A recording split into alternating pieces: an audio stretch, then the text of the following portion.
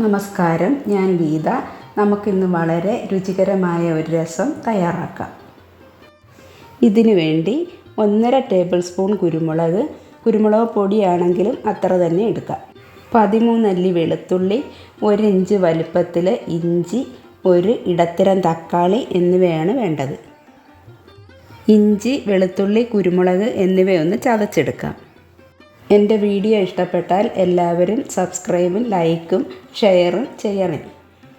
1 നാരങ്ങ വലുപ്പത്തിലുള്ള പിഴുപുളി 1/2 കപ്പ് വെള്ളത്തിലിട്ട് പുളി ചെറുതായി ഒന്ന് ഞെരടി വെക്കാം. ഇനി കറിച്ചട്ടി ചൂടാകുമ്പോൾ അതിലേക്ക് 1 ടേബിൾ സ്പൂൺ വെളിച്ചെണ്ണ ഒഴിക്കാം. എണ്ണ ചൂടാകുമ്പോൾ 1 ടീസ്പൂൺ കടുക് ചേർക്കാം.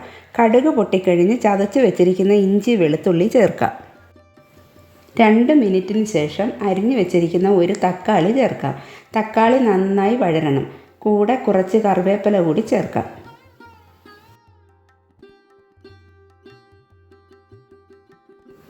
തക്കാളി നന്നായി വഴന്നിട്ടുണ്ട്. ഇനി ഇതിലേക്ക് ചതച്ച് വെച്ചിരിക്കുന്ന കുരുമുളക് ചേർക്കാം. നന്നായി എല്ലാം കൂടെ ഇളക്കി യോജിപ്പിക്കാം.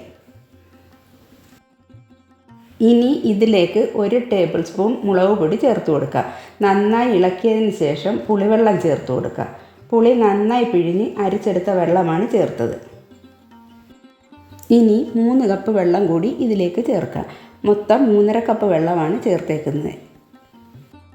ഇതിലേക്ക് 1/2 ടീസ്പൂൺ മഞ്ഞൾപ്പൊടി, 1/2 ടീസ്പൂൺ ഉലുവാപ്പൊടി, 1 ടീസ്പൂൺ കായപ്പൊടി, 1 ടേബിൾ സ്പൂൺ ഉപ്പ് എന്നിവ ചേർത്ത് നന്നായി ഇളക്കി യോജിപ്പിക്കുക. അടച്ച് വെച്ച് ഹൈ ഫ്ലെയിമിൽ 15 മിനിറ്റ് തിളപ്പിക്കുക. 15 മിനിറ്റ് തിളച്ചിട്ടുണ്ട്. നമ്മുടെ രസം തയ്യാറായിട്ടുണ്ട്.